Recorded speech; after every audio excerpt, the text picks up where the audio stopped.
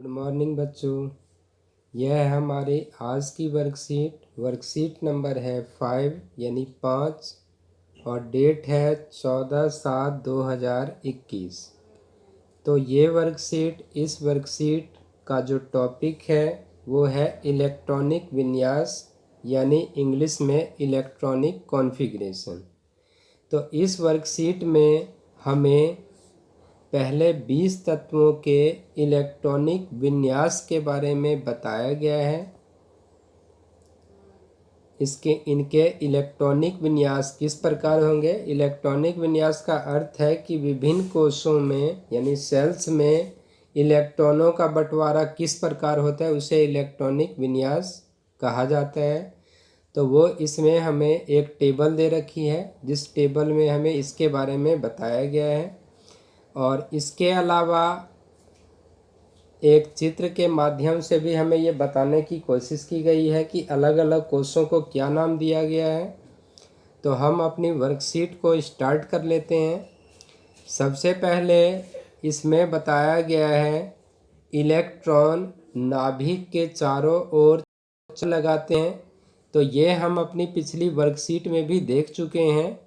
Electron एक परमाणु यानी एटम 3 विभिन्न प्रकार के अपरमाणु यानी सब एटॉमिक पार्टिकल से बने होते हैं, जिनका नाम है इलेक्ट्रॉन, प्रोटॉन और न्यूट्रॉन।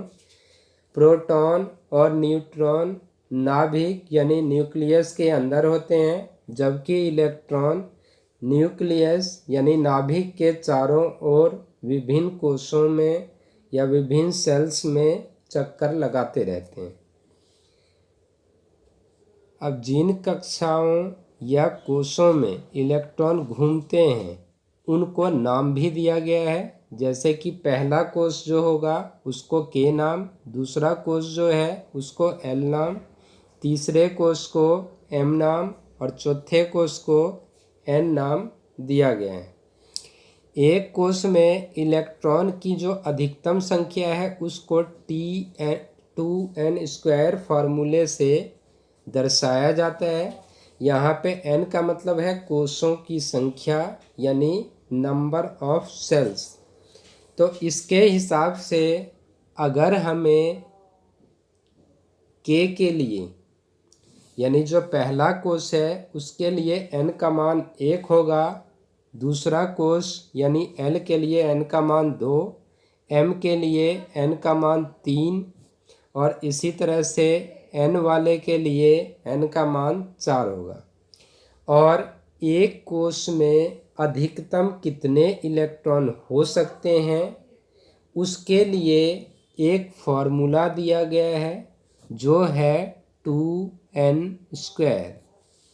तो अब अगर हम इसमें पहले कोश में इलेक्ट्रॉनों की संख्या कितनी होगी वो हमें अगर निकालनी है तो 2 और n की जगह पे 1 और उसका स्क्वायर, तो 1 का स्क्वायर 1 हो गया और 1 गुना 2, इसका उत्तर 2 आएगा। यानी पहले कोश में ज़्यादा से ज़्यादा 2 इलेक्ट्रॉन होंगे जो कि के कोश है।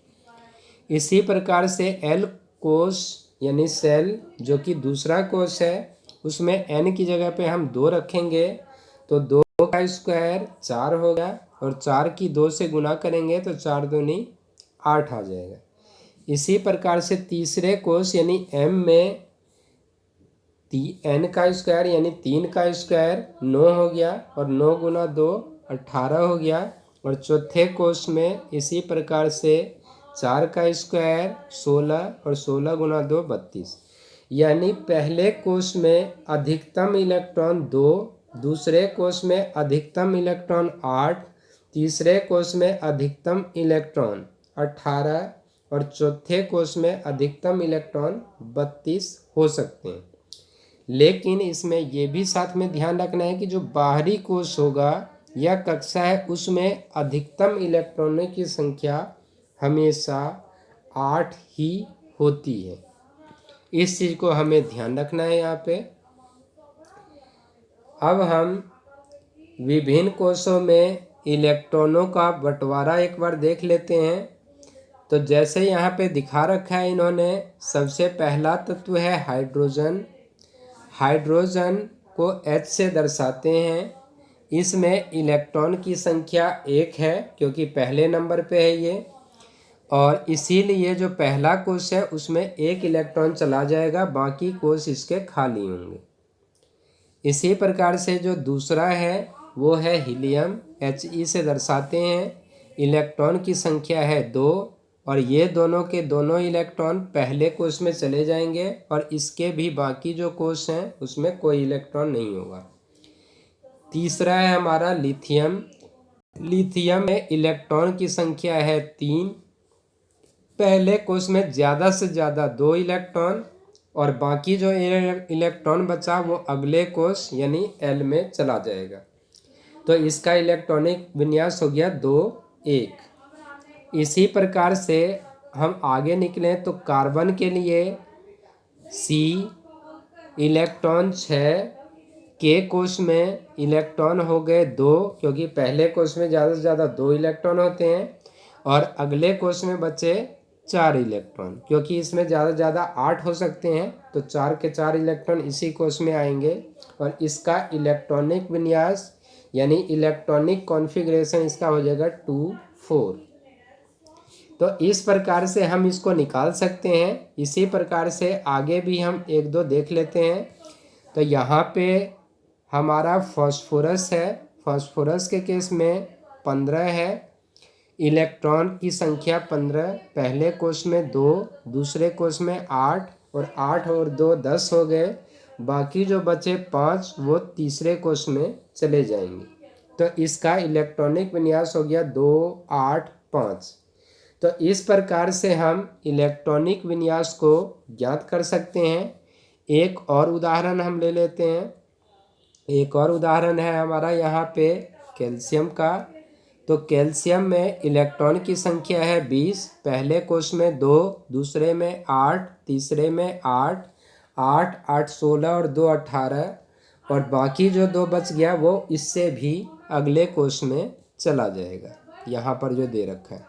तो ये इसका 2 8 8 2 ये इसका इलेक्ट्रॉनिक विन्यास हो गया। अब हम इसके प्रश्न देख लेते हैं कि प्रश्नों के उत्तर क्या होने चाहिए। तो सबसे पहला क्वेश्चन जो पूछा गया है वो है के, एल, एम और एन कोश में अधिकतम कितने इलेक्ट्रॉन समायोजित किए जा सकते हैं। तो ऊपर हमने जो 2n² का फॉर्मूला लगाया था उसके हिसाब से जब हमने लगाया था तो के कोश में 2 इलेक्ट्रॉन था, एल कोश में 8, एम कोश में अधिकतम 18 और एन कोश में अधिकतम 32 इलेक्ट्रॉन आ सकते हैं, समायोजित हो सकते हैं। अब उसके बाद दूसरा क्वेश्चन है एक कोश में इलेक्ट्रॉन की अधिकतम संख्या सूत्र 2n² द्वारा दी गई है। m कोश में इलेक्ट्रॉनों की अधिकतम संख्या ज्ञात कीजिए। तो ये जो पहला क्वेश्चन है उसी क्वेश्चन में ही इसका भी आंसर है। m कोश में इलेक्ट्रॉनों की संख्या, क्योंकि ये तीसरे नंबर पे है तो 3 का स्क्वायर 9 और 9 गुना 2 18, यानी m कोश में इलेक्ट्रॉनों की संख्या अधिकतम संख्या हो जाएगी 18